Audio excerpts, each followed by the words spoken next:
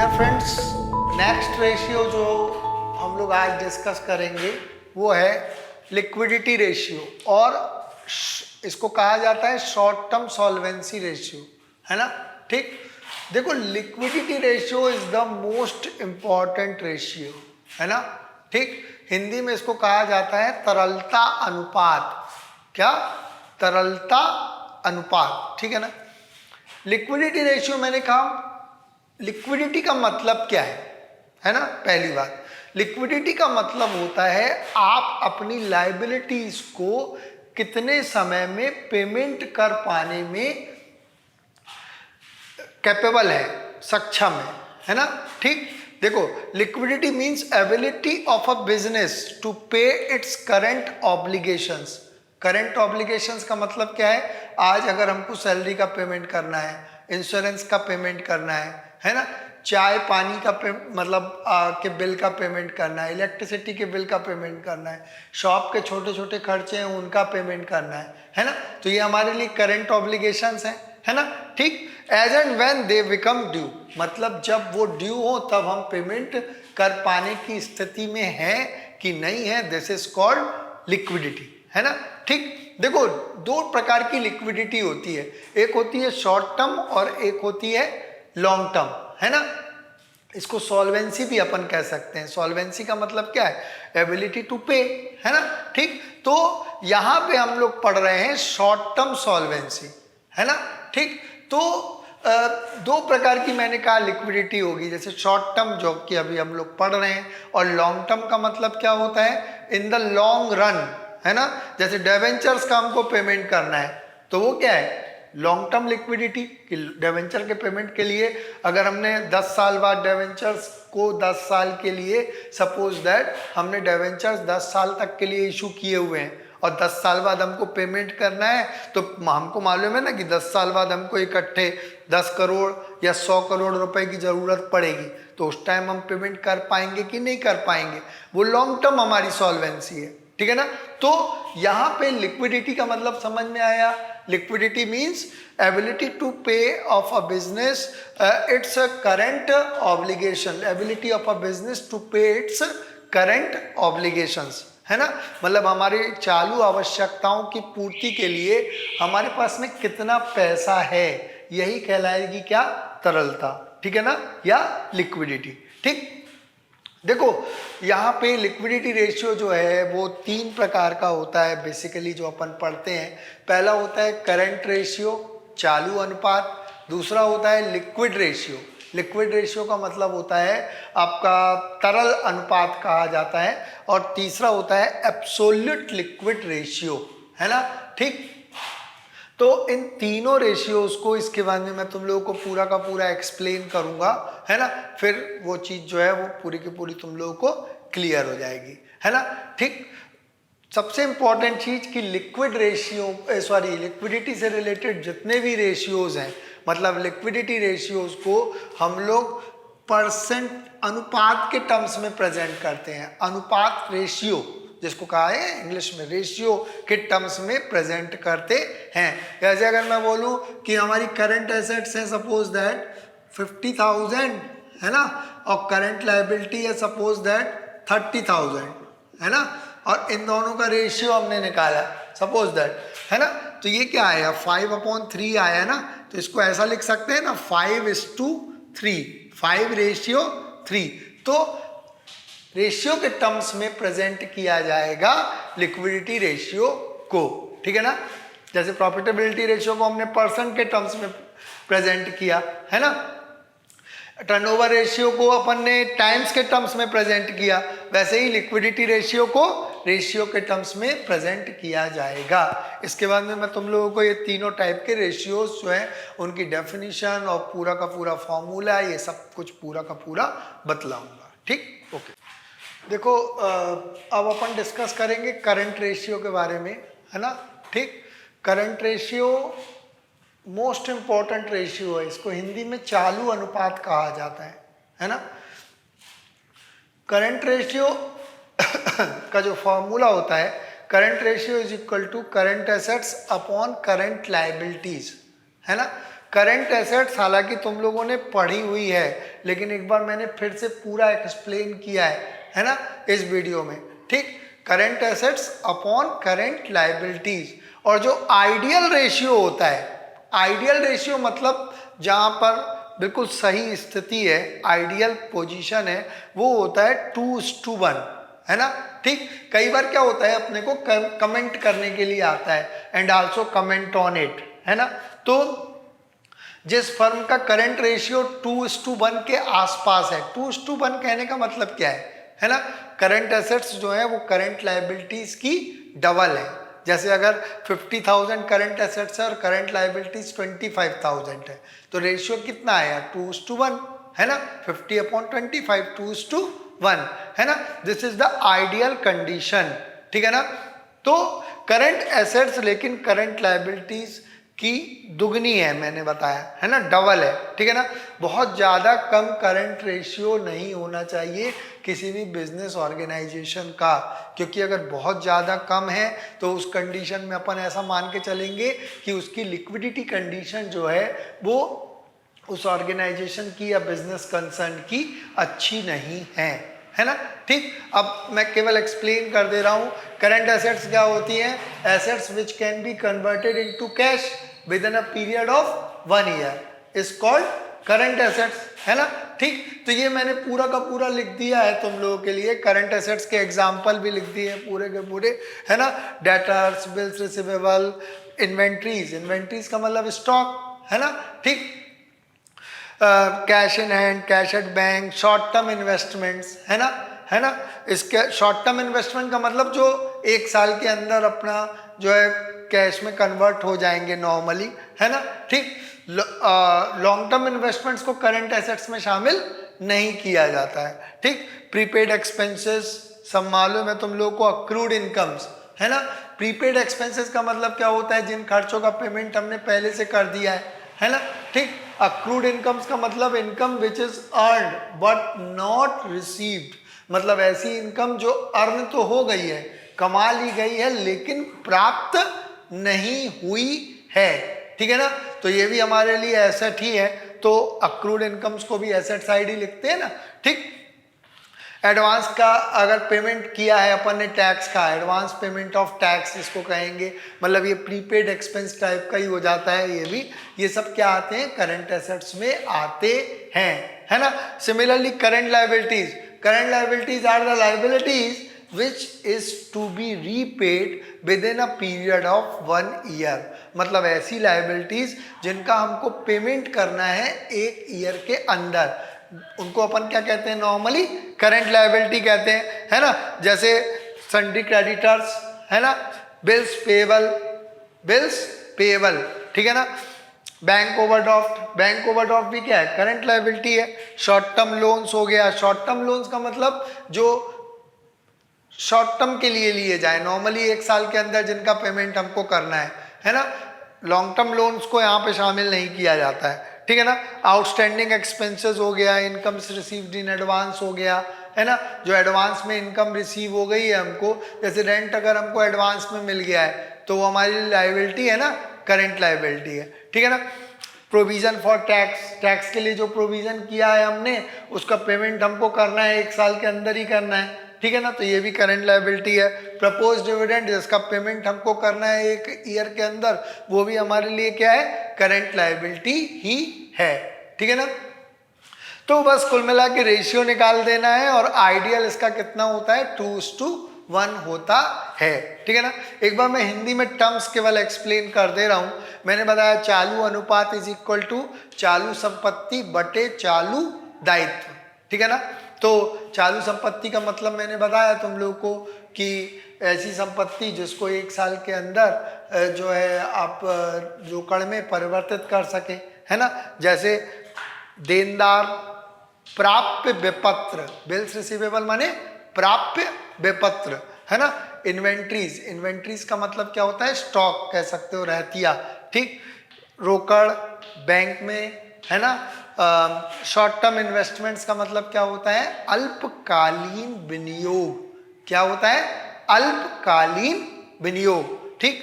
पूर्वदत्त व्यय, accrued incomes को कहते हैं उपार्जित आय, ठीक। एडवांस टैक्स मतलब कर, जो अग्रिम कर का भुगतान है ना, ठीक। करंट लायबिलिटीज, जिन दायित्वों का भुगतान हमको एक वर्ष के अंदर करना है उसको क्या कहेंगे, चालू दायित्व, ठीक है ना। जैसे विविध लेनदार, देय विपत्र, बिल्स पेएबल मतलब देय विपत्र, बैंक अधिविकर्ष, बैंक अधिविकर्ष, शॉर्ट टर्म लोन्स का मतलब हो गया अल्पकालीन ऋण, क्या, अल्पकालीन ऋण, ठीक। आउटस्टैंडिंग एक्सपेंसेस का मतलब हो गया अदत्त व्यय। Incomes received in advance, incomes received in advance का मतलब क्या हो गया, जो इनकम हमको एडवांस में मिल गई है ना, ठीक। तो वो भी हमारे लिए क्या है, करंट लायबिलिटी है। प्रोविजन फॉर टैक्स, कर के लिए प्रावधान या प्रपोज डिविडेंड को हिंदी में कहा जाता है आपका प्रस्तावित लाभांश, क्या कहा जाता है, प्रस्तावित लाभांश, ठीक है ना। तो ये सब मैंने पूरा का पूरा तुम लोगों को बतला दिया।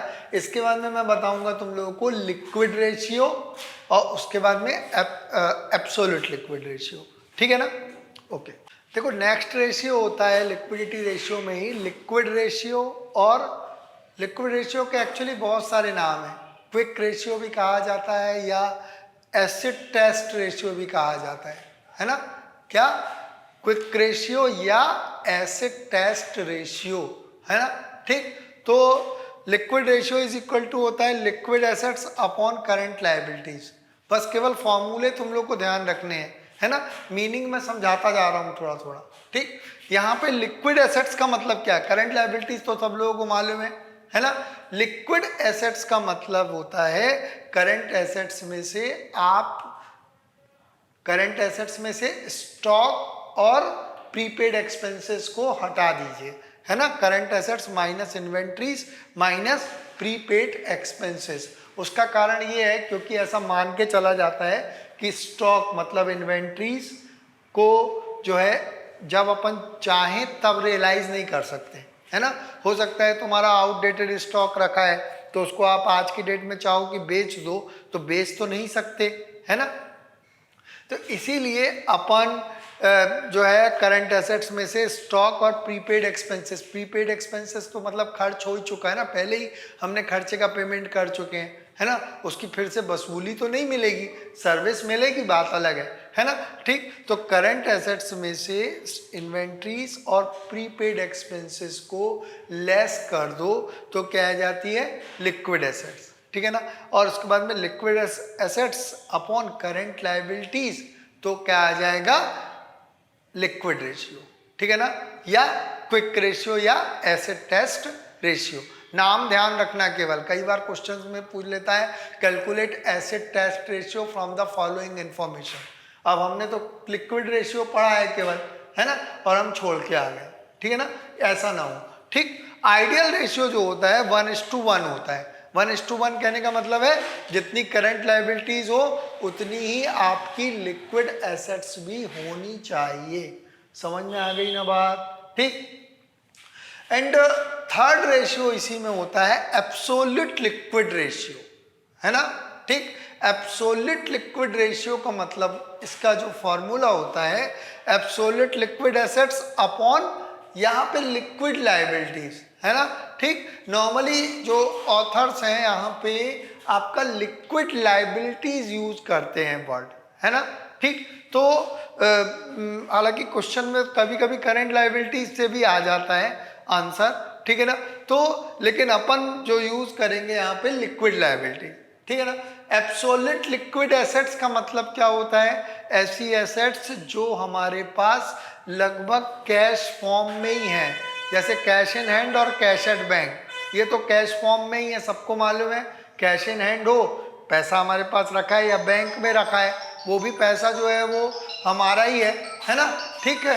तो कैश इन हैंड है या कैश एट बैंक है, ये तो पैसा हमारा है ही है। और साथ में मार्केटेबल सिक्योरिटीज, मार्केटेबल सिक्योरिटीज का मतलब होता है ऐसी सिक्योरिटीज जिनको हम नॉर्मली 3 महीने के अंदर कैश में कन्वर्ट कर लेते हैं, वो क्या है, मार्केटेबल सिक्योरिटीज है, मार्केटेबल सिक्योरिटीज है ना। और लिक्विड लायबिलिटी का मतलब होता है करंट लायबिलिटीज में से बैंक ओवरड्राफ्ट क्या कर देते हैं अपन, लेस कर देते हैं। करंट लायबिलिटीज में से बैंक ओवरड्राफ्ट उसको लेस कर दिया तो क्या आ जाती है, लिक्विड लायबिलिटी। और जो फॉर्मूला है वो तो मैंने बता ही दिया तुमको, है ना।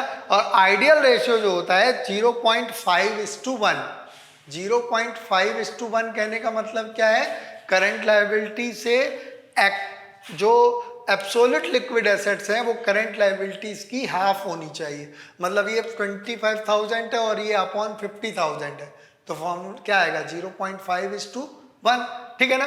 तो ये कोई मिला के आइडियल रेशियो मैंने इसीलिए लिख दिए हैं क्योंकि ये कमेंट करने के काम आते हैं, और अगर तुमको लिखने के लिए आता है केवल, तो वैसे भी ध्यान रखना ये जरूरी है, ठीक है ना।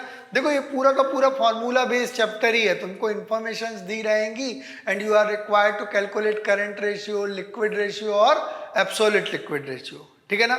तो ये पूरा का पूरा फॉर्मूला बेस्ड चैप्टर है, अपने को थोड़ा सा बस ध्यान रखना है कि पहचानते आना चाहिए कि करंट एसेट्स कौन सी हैं, लिक्विड एसेट्स कौन सी हैं, है ना, या एब्सोल्यूट लिक्विड एसेट्स कौन सी है ना। इसीलिए मैंने पूरा का पूरा ये तुम लोगों को एक्सप्लेन भी कर दिया। इसके बाद में अब मैं एक क्वेश्चन लूंगा, उसमें ये तीनों रेशियो अपन कैलकुलेट करेंगे, मतलब करंट रेशियो भी, लिक्विड रेशियो भी और एब्सोल्यूट लिक्विड रेशियो भी, एब्सोल्यूट लिक्विड रेशियो भी, ठीक है ना।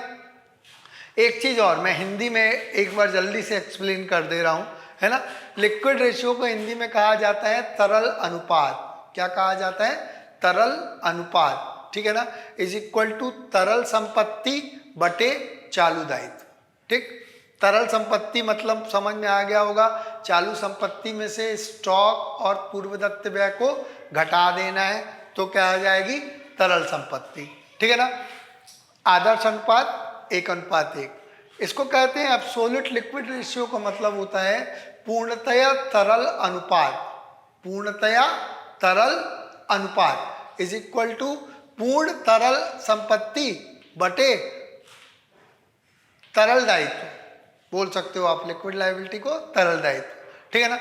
पूर्ण तरल संपत्ति इज इक्वल टू रोकड़ plus bank plus marketable securities का मतलब आपका जो प्रतिभूतियां है ना, उन्हीं को कहेंगे मार्केटेबल सिक्योरिटीज, है ना, विपणन योग्य प्रतिभूतियां, है ना, ठीक। तो लिक्विड लायबिलिटीज का मतलब आपको मालूम है तरल दायित्व इज इक्वल टू होता है चालू दायित्व में से बैंक अधिविकर्ष को घटा देंगे तो क्या आ जाएगा, तरल दायित्व। समझ में आ गई ना बात, ठीक, ओके। देखो इसके बाद में अब लिक्विड रेशियो से रिलेटेड एक क्वेश्चन मैं डिस्कस कर रहा हूँ आप लोगों के साथ में, है ना, ठीक। Calculate from the following information current ratio, liquid ratio और एब्सोल्यूट लिक्विड रेशियो, ठीक है ना। तो इंफॉर्मेशंस नीचे दी हुई है, देखो क्वेश्चन को मैं इजी कर देता हूँ कई बार। करंट एसेट्स साफ साफ तुम लोगों को दिया हुआ है, सब लोग जानते हो, short term investments, inventories, trade receivables, cash, prepaid expenses, ये सब क्या है, करंट सॉरी, ये सब करंट एसेट्स हैं। और नीचे करंट लायबिलिटीज भी दी हैं, trade payables, bank overdraft, outstanding expenses, है ना। क्वेश्चन में कई बार तुम लोगों को अदर लायबिलिटीज या अदर एसेट्स भी मिक्स कर देगा, तो आपको पहचानना पड़ेगा। जैसे क्वेश्चन में लिखा है शेयर कैपिटल भी दिया हुआ है ना, यहाँ पे दिया हुआ रहता है डेवेंचर्स भी दिया है ना, या लॉन्ग टर्म लोन्स दिया है ना, प्रेफरेंस शेयर कैपिटल दिया है ना। इसी प्रकार से एसेट साइड में लैंड, बिल्डिंग, प्लांट, मशीनरी दिया है ना, उनके भी अमाउंट दिया हुआ है। तो आपको पहचानना पड़ेगा कि करंट एसेट्स कौन सी है और करंट लायबिलिटीज कौन सी है। तो यहाँ पे फिक्स एसेट्स को या आपका फिक्स लायबिलिटीज को छोड़ देंगे अपन, ठीक है ना। Land, building, plant, machinery, furniture, इन सब का यहाँ पे कोई काम नहीं है, तो उन इन्फॉर्मेशंस को छोड़ के अपन करंट एसेट्स और करंट लायबिलिटीज का केवल टोटल निकालेंगे। समझ में आ गई बात, ठीक है ना। तो यहाँ पे केवल फॉर्मूले में रखना है, देखो current ratio is equal to, मैंने बताया अभी तुम लोगों को, current assets upon current liabilities, है ना। तो करंट एसेट्स कितनी है 26,500 और करंट लायबिलिटीज दी है 16,500, तो ये आपका आंसर आ गया 26,500 अपॉन 16,500, तो ये 1.61:1 है ना, 1.61 रेशियो 1, ठीक है ना। सेकंड नंबर है लिक्विड रेशियो। लिक्विड रेशियो का फॉर्मूला तुम लोगों को मालूम है, liquid assets upon current liabilities. Liquid assets का मतलब मालूम है तुम लोगों को, करंट एसेट्स में से स्टॉक और प्रीपेड एक्सपेंसेस को लेस कर देना है, ठीक है ना। तो देखो करंट एसेट्स टोटल 26,500 है ना, इसमें से अपन ने क्या क्या अलग कर दिया, स्टॉक मतलब इन्वेंट्रीज और प्रीपेड एक्सपेंसेस भी दिए हैं 500। तो देखो 26,500 में से 3,000 इन्वेंट्रीज और प्रीपेड एक्सपेंसेस 500 लेस कर दिए, है ना। तो कितना आ गया 23,000, और उसके बाद में फॉर्मूले में रख दिया अपन ने 23,000 अपॉन करंट लायबिलिटीज तो मालूम ही है 16,500, तो आ गया 1.39:1। समझ में आ गई ना बात, कोई दिक्कत तो नहीं ना, है ना।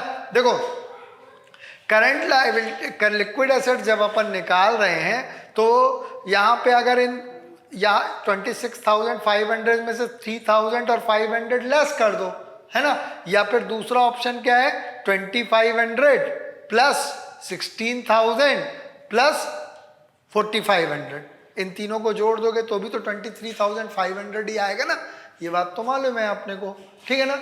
इसके बाद में नेक्स्ट है एब्सोल्यूट लिक्विड रेशियो, तो उसका फॉर्मूला भी आपको मालूम है, absolute liquid assets upon liquid liabilities, ठीक है ना।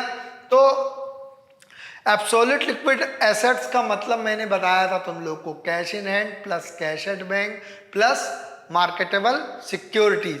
तो देखो cash in hand 4,500, cash at bank तो दिया हुआ नहीं है, प्लस मार्केटेबल सिक्योरिटीज का मतलब शॉर्ट टर्म इन्वेस्टमेंट्स को अपन मार्केटेबल सिक्योरिटीज ही मानेंगे, है ना।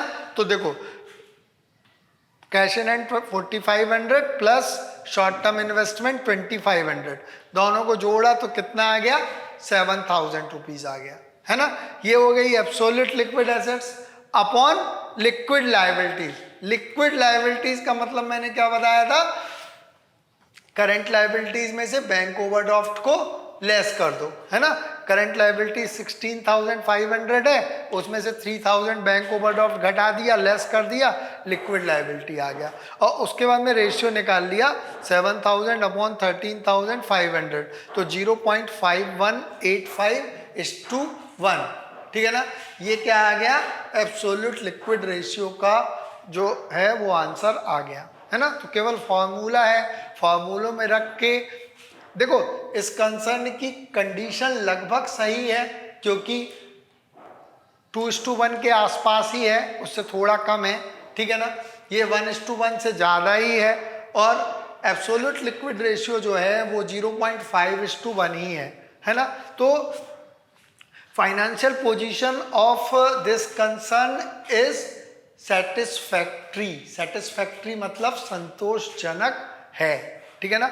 ऐसा अपन कमेंट में लिख सकते हैं, क्योंकि मैंने आइडियल रेशियो बताए हुए हैं तुम लोगों को, ठीक है ना। तो उसके अकॉर्डिंग आप अपने कमेंट कर सकते हैं। समझ में आ गई ना बात, ठीक, ओके। देखो solvency ratio, this is the last ratio, इसको हिंदी में कहा जाता है शोधन क्षमता अनुपात। क्या कहा जाता है, शोधन क्षमता अनुपात या सॉल्वेंसी रेशियो। मैंने तुम लोग को पहले भी बताया था कि सॉल्वेंसी का मतलब क्या होता है, द एबिलिटी टू पे, है ना, मतलब किसी भी फर्म या बिजनेस कंसर्न की लायबिलिटीज को पेमेंट करने की कितनी कैपेसिटी है ना, ठीक, this is called solvency basically, है ना, ठीक। तो यहाँ पे अपन long term solvency ratio discuss करेंगे, क्योंकि शॉर्ट टर्म सॉल्वेंसी अपन ऑलरेडी डिस्कस कर चुके हैं लिक्विडिटी रेशियो में, है ना। लॉन्ग टर्म सॉल्वेंसी का मतलब जो लॉन्ग टर्म सॉल्वेंसी रेशियो में मेन होते हैं, सबसे इंपॉर्टेंट रेशियो है डेट इक्विटी रेशियो। क्या, डेट इक्विटी रेशियो। फॉर्मूला बिल्कुल सिंपल है, डेट अपॉन इक्विटी। इंपॉर्टेंट चीज ये है, अपने को ये चीज मालूम करनी पड़ेगी कि डेट क्या है और इक्विटी क्या है ना। ठीक, देखो बैलेंस शीट अगर अपन देखें, है ना, ठीक, तो बैलेंस शीट में liability side share holders funds रहता है ना। शेयर होल्डर्स फंड्स का मतलब क्या होता है, शेयर कैपिटल, है ना। इसमें इक्विटी शेयर कैपिटल भी आती है, प्रेफरेंस शेयर कैपिटल भी आती है, और रिजर्व्स एंड सरप्लस भी बेसिकली शेयर होल्डर्स के ही होते हैं, है ना। ठीक, उसके बाद में अपना जो है डेवेंचर्स आते हैं। डेवेंचर्स बेसिकली आउटसाइडर्स के होते हैं, मालूम है तुम लोगों को, debentures and long term loans, ठीक है ना। उनको अपन काहे में रखते हैं, नॉन करंट एसेट्स में नॉन करंट लायबिलिटीज में रखते हैं, ठीक। और उसके बाद में करंट लायबिलिटी वगैरह आती है, ये मैं लायबिलिटी साइड की बात कर रहा हूं, है ना। ठीक, तो डेट और एसेट साइड में अगर अपन देखें तो नॉन करंट एसेट्स मतलब फिक्स एसेट्स बेसिकली रहती हैं और करंट एसेट्स रहती है ना। फिक्स एसेट्स का मतलब क्या है, लैंड बिल्डिंग प्लांट मशीनरी, सब लोगों को मालूम है। करंट एसेट्स का मतलब क्या है, ये भी मालूम है तुम लोगों को। जितनी भी आपका मैं बतला चुका हूँ already, cash in hand, cash at bank, short term investments, debtors, ये सब क्या हो गई, करंट एसेट्स हो गई, ठीक है ना। डेट इक्विटी रेशियो का मतलब होता है आपके डेट और इक्विटी का क्या रेशियो है। यहाँ पे डेट का मतलब क्या है, डेट का मतलब है debentures plus long term loans. तुम लोगों को ये बात तो बिल्कुल मालूम होना चाहिए कि डेवेंचर्स या लॉन्ग टर्म लोन्स पर कंपनी के द्वारा डेवेंचर होल्डर्स को क्या दिया जाएगा, इंटरेस्ट दिया जाएगा, है ना। और इंटरेस्ट हर हाल में देना ही है कंपनी को, चाहे प्रॉफिट हो चाहे लॉस हो, है ना। जबकि इक्विटी शेयर्स पर या प्रेफरेंस शेयर्स पर कंपनी के द्वारा क्या दिया जाता है, डिविडेंड दिया जाता है। तो डिविडेंड कंपनी तभी देगी जब कंपनी को प्रॉफिट होगा, ये बात तो कंफर्म है। अगर कल के डेट में कंपनी को लॉस हो गया तो उस कंडीशन में हो सकता है वो डिविडेंड का पेमेंट ना कर पाए अपने शेयर होल्डर्स को। वो एक अलग बात है कि प्रेफरेंस शेयर होल्डर्स को पहले डिविडेंड देगी, उसके बाद में बाकी का डिविडेंड जो है वो इक्विटी शेयर होल्डर्स को देगी, ठीक है ना। तो डेट का मतलब क्या है यहाँ पे, debentures plus long term loans, है ना, ठीक। और इक्विटी को बहुत सारे नामों से जानते हैं। देखो अपन इक्विटी का मतलब कैपिटल एम्प्लॉयड इसको कहते हैं, या नेट वर्थ, बहुत इंपॉर्टेंट है ना, या प्रोप्राइटर्स फंड्स, मैंने इकट्ठा लिख दिया है यहाँ पे, ठीक है ना। तो इक्विटी इज इक्वल टू होता है equity share capital plus preference share capital plus reserves and surplus, ठीक है ना। इसमें जनरल रिजर्व आएगा या डिविडेंड इक्वलाइजेशन रिजर्व या कोई भी रिजर्व आएगा, सिक्योरिटीज प्रीमियम अकाउंट आएगा, है ना, या आपका कैपिटल रिजर्व आएगा। All type of reserves are included in reserves and surplus, ठीक है ना। तो equity share capital plus preference share capital plus reserves and surplus minus, बहुत इंपॉर्टेंट चीज बता रहा हूं, minus debit balance of profit and loss account, मतलब लॉस, फिक्सिशियस एसेट्स, ये भी माइनस करना है ना। फिक्सिशियस एसेट्स का मतलब ऐसी एसेट्स जिनसे कुछ भी वसूल हो पाना संभव नहीं है, जैसे प्रिलिमिनरी एक्सपेंसेस या डिस्काउंट ऑन शेयर्स और डिवेंचर्स, है ना, discount on issue of shares और डिवेंचर्स, ये सब क्या कहलाती है, फिक्सिशियस एसेट्स ही कहलाती हैं, ठीक है ना। तो ये मैंने सब कुछ माइनस कर दिया। देखो debit balance of profit and loss account अगर क्वेश्चन में दिया है, fictitious assets, discount on issue of shares और डिवेंचर्स या प्रिलिमिनरी एक्सपेंसेस एटसेट्रा, ठीक है ना, ये सब को क्या कर देना है, अपने को माइनस कर देना है। समझ में आ गई ना बात, ठीक। तो ये आ जाएगा इक्विटी, और फिर डेट अपॉन इक्विटी, तो डेट इक्विटी रेशियो आ जाएगा, ठीक है ना। तो देखो एक एग्जाम्पल भी लिया है मैंने तुम लोगों के लिए, find out date equity ratio, 1000 equity shares of ₹100 each, 1 lakh, है ना, ठीक। तो ये इक्विटी शेयर कैपिटल हो गया, जनरल रिजर्व हो गया, यहाँ debit balance of profit and loss account, loss है ना, 25,000, डिवेंचर्स और ट्रेड पेबल्स और आउटस्टैंडिंग एक्सपेंसेस, ये तो सबको मालूम है करंट लायबिलिटी है, तो इसको तो शामिल करने का सवाल ही नहीं है, ठीक है ना। तो अब फार्मूला में अपन को रखना है debt equity ratio is equal to debt upon equity. Debt का मतलब क्या है, यहाँ पे केवल डिवेंचर्स ही है ना 1 लाख, लॉन्ग टर्म लोन्स तो दिए नहीं है, अपॉन इक्विटी। इक्विटी का मतलब यहाँ पे क्या क्या शामिल करेंगे, equity share capital 1 lakh plus reserve general reserve 50,000 है ना। और यहाँ पे debit balance of profit and loss account मतलब लॉस है, तो लॉस को क्या कर दिया जाएगा, लेस कर दिया जाएगा, है ना। तो देखो मैंने यहाँ पे किया हुआ भी है, equity 1 lakh plus 50,000 minus 25,000 loss, तो 1,25,000 और उसके बाद में अपन ने रेशियो निकाल लिया debt upon equity 1 lakh upon 1,25,000, तो आंसर आ गया 0.8:1। समझ में आ गई ना बात, ठीक। तो ये आपका डेट इक्विटी रेशियो का मैंने बहुत सिंपल वे में तुम लोगों को समझाया है ना। बहुत ज़्यादा मैं नहीं समझाना चाह रहा हूँ, क्योंकि यहाँ पे रेशियो एनालिसिस में केवल फॉर्मूलों से तुम लोगों का काम चल जाता है बीकॉम में, है ना। फाइनेंशियल मैनेजमेंट में मैं पूरा का पूरा बैलेंस शीट का एनालिसिस समझाता हूँ, लेकिन वो सब चीज़ें जो हैं वो फाइनेंशियल मैनेजमेंट वाले पोर्शन में अपन कवर करेंगे। यहाँ पे तुम लोगों को इतने से काम चल जाएगा कि डेट और इक्विटी क्या होता है ना। तो डेट का मीनिंग याद रखना, इक्विटी का मीनिंग याद रखना। इक्विटी को इतने सारे वर्ड्स हैं, ये याद रखना पड़ेगा तुमको, ठीक। और इसमें क्या क्या आता है, इनको अगर क्वेश्चन में ये दिया है तो माइनस करना है अपने को। समझ में आ गई ना बात, ठीक। हिंदी में इसको कहा जाता है ऋण समता अनुपात। डेट माने ऋण, इक्विटी माने समता, ठीक है ना। तो ऋण मतलब ऋण पत्र प्लस लॉन्ग टर्म लोन्स का मतलब क्या हो गया, दीर्घकालीन ऋण, ठीक है ना। और इक्विटी को समता कहा ही जाता है, या कैपिटल एम्प्लॉयड मतलब विनियोजित पूंजी, ठीक है ना।